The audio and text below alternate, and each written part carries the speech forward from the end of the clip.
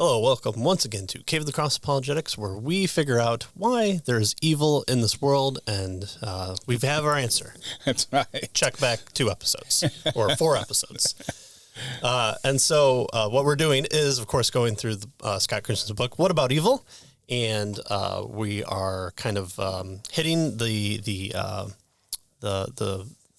more explanation for his theodicy. His theodicy is the greater glory theodicy, which essentially talks about the focus of God in evil, and the flip kind of idea is that we always want to figure out why is evil happening to us, and we kind of then focus in on ourselves, and then we have explanations for why God allows evil within that confines. And he says, no, it's just the opposite.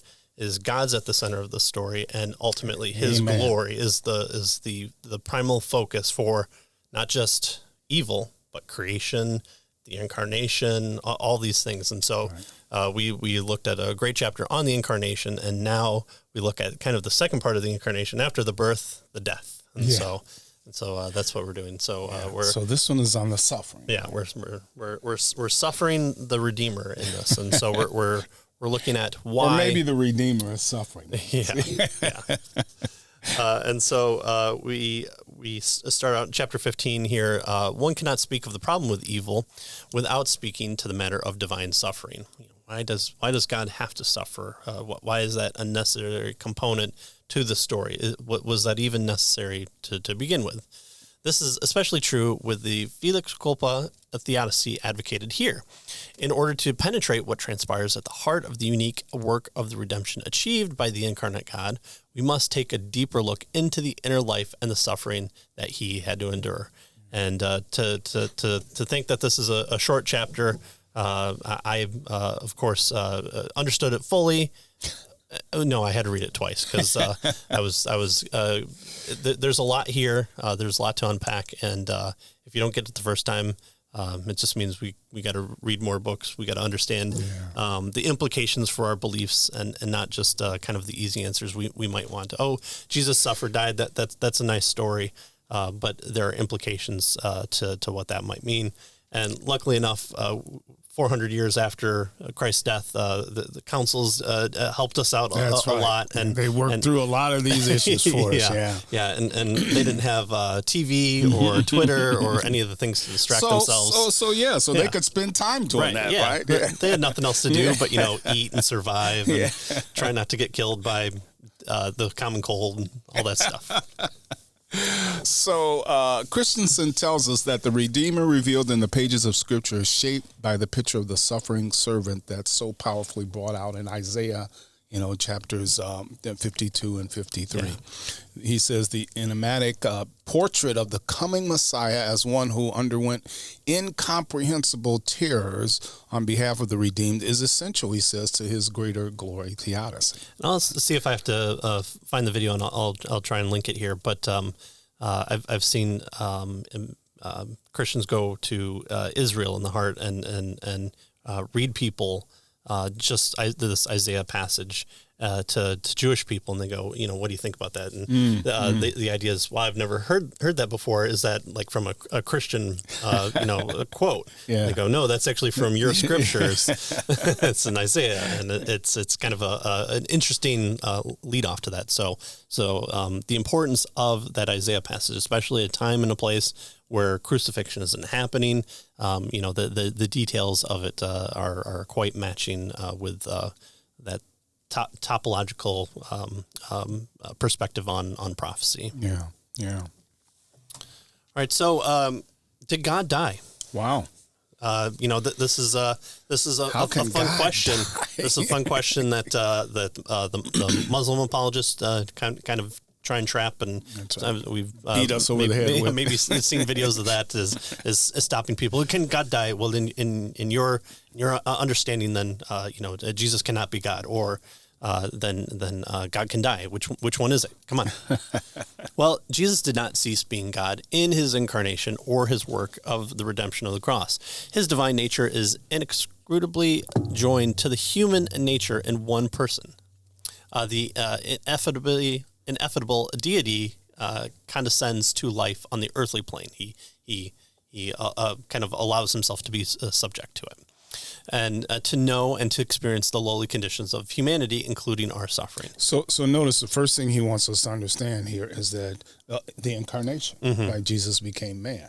So when we're trying to work through this question, did God die? We need to understand first that God became man, right? That's the incarnation. That's at least the first step in terms of helping us work through this. Right.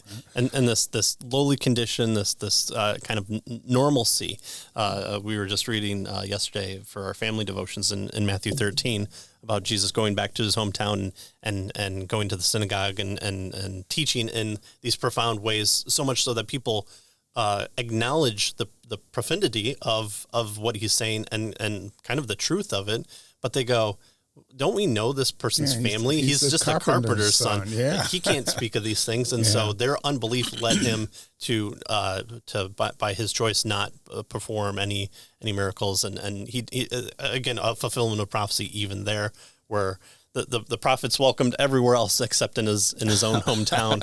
And it's an interesting concept there. So this paradox that's been brought out in this theodicy is hit almost at every stage of Jesus's life. As here's the expected, here's the unexpected. We see it in the Old Testament again with it's always the firstborn, it's always the firstborn. Oh nope, it's always the thirdborn or the secondborn that comes to fruition here. It's the liar, it's the coward, it's the murderer.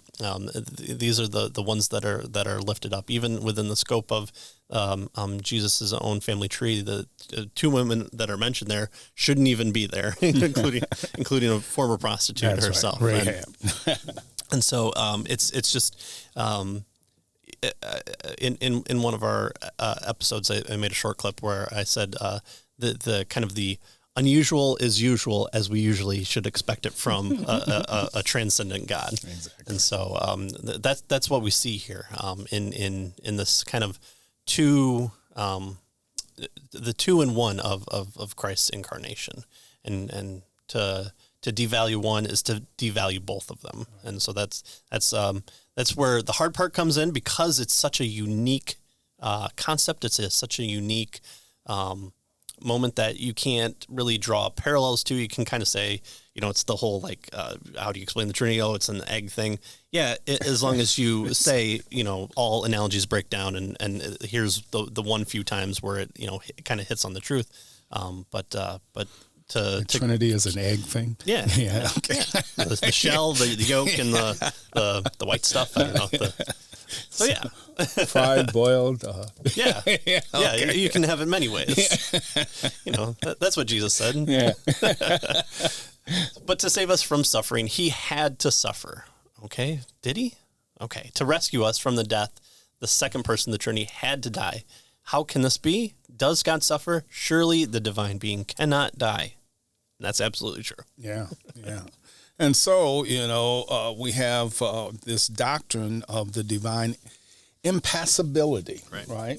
The orthodox position, he tells us, of the early church uniformly held to the impassibility of God, the belief that God, as God, does not experience suffering. So notice we're starting to get in trouble here, right? We have, does God really die? Can God really experience suffering, right? And of course the orthodox position was no, God does not experience suffering. But if God does not suffer, does he not experience emotions either, right? And if not, he asks, how can he even sympathize with our suffering? So, and yet the scriptures clearly indicate, as we read in the book of Hebrews, that God identifies with our suffering. Yeah. And so he tells us that the contemporary discussion of this matter have generated a great deal of confusion and controversy, with many Christians rejecting the impassibility of God for a passible God, right? One that can suffer. Right. It makes it easier. Makes the math easier there. That's right. However, the rejection of impassibility is based on significant misunderstandings of what the doctrine teaches. The view espoused by classic orthodox theism says that God does not suffer, but that this does not mean that he is apathetic, without feeling or compassion for others who suffer. The patristic writers made a strong distinction between two terms to describe mental states that have taken on entirely different meanings today, affections and passions. Classical theism holds that God experiences affections, but not passions. Right, good. So this is going to help us in terms of working through this particular Very much so. conundrum. And this is one of those things where the anachronistic understanding when we as Western readers read back into these Near East writers, and we ascribe the same meaning to that we do today, not realizing definitions change and we use words differently. Literally, what always happens is what literally changes in definition form too. All right, so we have this distinction here that he wants us to be aware of, right, of affections and passions. He says passions in the older theology are confined to human experience and indicate disordered, unruly, and often sinful mental states, emotions, right? Weeping and gnashing of teeth, passions. Yeah. They are involuntary, right, passive, and they're involuntary disturbances caused by outside forces that overpower the mind and thus tend toward the irrational, unstable, and unpredictable. Right? So passions reflect the mutable, that is, changing conditions of creatures under the power of both finite and sinful natures. Thus, in this sense, God is without passion. Right. Just uncontrolled. So that's kind of what we would come to expect from God is an uncontrolled aspect. God is a jealous God. Well, he's not sitting there and he all of a sudden learns that, the Israelites have gone off to foreign gods and he goes, I'm going to take them out all of a sudden. He's not one to have new information revealed to him that flips the switch into droll or happiness to anger and pain. However, on the other hand, God does have affections. He is affectionate. In classical Orthodox, affections refer to voluntarily or self-controlled, rational, stable, predictable dispositions of the soul. Conversely, passions represent alterations to the soul, but God cannot be moved either negatively or positively by people, things, and events. He doesn't react to that. In the sense that his self-sufficient dispositions are not dependent on the actions of others. Again, God is not carried along in the confines of time and comes up to the Holocaust and is aghast at what goes on and surprised, and so he has to react and get angry and whatever. But we can also see where this kind of muddled things come from if you. If you're reading scripture again from maybe a Western perspective, and we see the Tower of Babel being built, and God seems to go, let us go down and view these things, or the evil has conflated so much that God all of a sudden seems to want to wipe out humanity, and he rejects his idea of even creating mankind. Well, if he does that, why does he save Noah? And so we have to understand that we're not reading a two-minded God here. We're not reading a God who suddenly switches. We allow God to have this characteristic of humanity in order to communicate with us, and so he does so in a language that we can understand. So he allows Moses to be the intercessor for his people, and again have a positive image here that then is carried over into especially the Incarnation itself. And so he is not surprised by what he already knows and has decreed from all eternity. Again, he's not surprised by the worst thing that happened in all of humanity was the death of Jesus Christ, the most perfect person that ever lives, the only true person that ever faced a trial that was completely 100% not guilty of all things. And so he's not surprised that the cross happened. That was the whole point, and all the preceding points leading to that, and from that point to the end. How can God declare that death and Hades will be, death and suffering will be thrown into Hades, and the devil and his kind will be defeated? How can he know that if he's all of a sudden surprised by, the World Trade Center bombing or a World War II. God hopes that the devil he will crossed be his fingers and gritted his teeth well. Yeah. So again, if you are to believe in prophecy, from the preceding this point onward, or from our future point of view backwards, you have to believe that God has these affections, but not these passions. Exactly. So with this distinction then, affections and passions, God has affections, but this doesn't mean that God, Christensen tells us, is, kind of stoic and impersonal, aloof, unfeeling, right? That kind of stuff, right?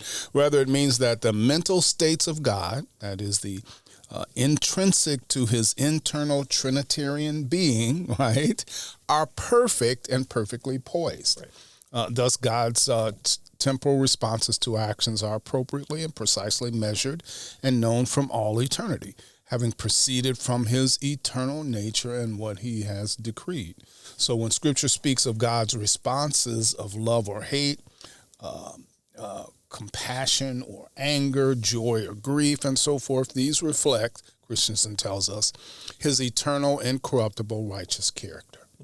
And this is where open theists tend to take it and run for the field goal and say, "Oh, see, God's love. Therefore, he's able to change, and he falls out of love with people, and he experiences love in different degrees and in certain time periods. So therefore, God's subject to time, and so he's carried along by time too." Ooh, okay, let's move on. Okay, but to understand what all of Scripture is teaching, this isn't decrees from a church council because that they were throwing dice, and if it came up even, they would go this way, or it wasn't the might makes right type deal. This was a discussion founded on what's found in Scripture that's then carried on through our human expression of language and understanding. And again, I think we talked about it a little bit over the past couple episodes, is the time and place when these councils took place. You had kind of the Greek a philosophy that came out. You had Rome that perpetuated and expanded it into a lot of the known world, and we had terms that we didn't have before that helped us kind of to understand these thought processes of understanding being in person, and that's why those councils kind of reflect that terminology, and that's why we also have to read from their perspective what that language means there.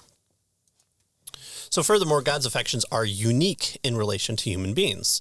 In other words, they are not related to our affections unequivocally, that they're not exactly like ours, nor are they equivalently related. They're not completely unlike ours. Rather, they are analogically related. They're similar, but also dissimilar to ours. Right. So now these are important distinctions, and you'll, as you do reading in these areas, you'll see these distinctions, right? So we have the univocal, the equivocal, and the analogical, right? So the question was, how does God relate to us with regard to, his affections? Is it univocal? Is it exactly like ours? And he says, no, it's not. Is it totally distinct, unrelated, equivocal, right? No, right? It's not. They're not totally completely. Because he tells us about it, and we're expected to understand it. And so they're analogical, is what he wants us to see, right? They're similar, but they're dissimilar to ours, right? It's kind of when we anthropomorphize animals and we say, this dog is curious because they cock their head. Well, is that exactly what they're experiencing? That they're sitting down and they're going, so new thoughts are transmitting through past my synapses, and I'm logically deducing what the best explanation for the new information that I've received are. Right. Well, no, but we take what we're seeing and the kind of snap reactions of animals, and we're applying to them what we can relate to. And so we have to do the same here to God. Thus, scriptural depictions of God's affections are indeed analogical, but they are not mere anthropomorphisms. So they're not mere anthropomorphisms. They're not mere accommodations to human understanding. God has real feelings. He is perfectly vibrant in his affections. Again, they're not. This makes for the good story, so we'll just apply these features to God, because that would then make God a liar when he says, he feels grieved or he feels love. If those things are the same, then the grieving seems to be a reaction to outward stimulus that he didn't expect. Right. But then if he doesn't feel love, then what is he feeling towards us? What is he trying to accomplish by saying that he is love? Well, it needs to be this kind of parallel understanding of in similar fashion. Right. So that's the idea of analogical. He says some important distinctions will bring clarity here. So unlike humans, God can never have sinful emotions such as bitterness and grief, anxiety, lust, unjust anger, right? Temper tantrums or petty forms of jealousy, right? Nor can he be characterized by weak, that is finite, and debilitating emotions such as pain and sorrow due to some loss to himself, or a depression, fear, or disappointment. Although there is a real and important sense, he tells us, in which he can be displeased by sin or grieved over the pain of others, right? So this is where the principal meaning of impassibility must direct us. To speak of God as impassible means that he is unable to suffer as humans do. He suffers no loss or threat to his intrinsic perfections as God, right? If God were able to suffer those things, he would no longer be God. Right. So he continues to be God. It is also in this sense that God is without passions. God does not suffer physical pain because he is an incorporeal being. He does not suffer mental pain like anguish. For this would indicate a weakness, thereby some outside force could alter his mental dispositions in a debilitating manner. He's not making something that's greater than himself, so there's nothing within creation that could then come in and interact with God to make him feel like God. So much. Yeah, exactly. Thus, when God expresses his wrath, grief, or displeasure, it's not due to some loss in his tranquility or blessedness. Rather, it is the proper response of his love, of his righteousness, and of his justice that uniformly expresses his perfect blessedness. So it's from God's character that he should express those qualities in that way. Yeah, good. The next section then he wants us to understand here is divine compassion and the eradication of suffering, right? He says, so keeping this in mind, this idea of God is different from us, and yet he has affections and that sort of thing. He doesn't respond, but he does have these various affections. He says, keeping this stuff in mind, we must see the importance then of properly construing God's love. It is simply not true that for God to love and sympathize with his creatures, notice, he must necessarily suffer as they do. Suffering is not a constitutive element of love, right? So in order for him to identify, he doesn't have to suffer, right? God may express deep compassion, he tells us, for those who suffer without suffering and hurt himself. This is a great source of comfort. Notice the sick do not need another sick person, but a powerful and loving healer, right? So, yes, a person can sympathize and have compassion over a sick person, but they don't have to be sick themselves, right? So if God were of such a nature that he suffered when his creatures suffered, think about that. Every time a creature suffered, God had to suffer. Then he would be the most to be pitied, right? Is what Christensen tells us. Right. His omniscience and love would taste the bitter poison of every tragedy in history. The majestic God, he says, would be dethroned in misery. Right. And we might think that suffering is kind of this necessary quality for love because it's ideas of, if you get married, you say goodbye to your time and money, the old ball and chain. If we read our stories about love, it's always, the liar revealed. Aladdin has to be Prince Ali in order for him to get Jasmine, but then he's revealed as the guy out in the street, or it's the man and woman who are separated because of some charismatic, serendipitous tragedy of events, tragedy of comedy, and so kind of from our desire to dramatize love, I think that's where our idea kind of suffering in love, and I think when we speak like that too, it's important for Jesus to suffer because he can love us better, or he's able to relate to us, and therefore we can relate better to him. It seems like our explanations, while that might be helpful and truthful in some capacity, as we'll get into a little bit later, I think that's where kind of the mix up tends to happen there. Okay, so why don't we end it there and then pick up the rest of this next time? An important topic. We need a breather. That's right. So we'll see you next time. See ya.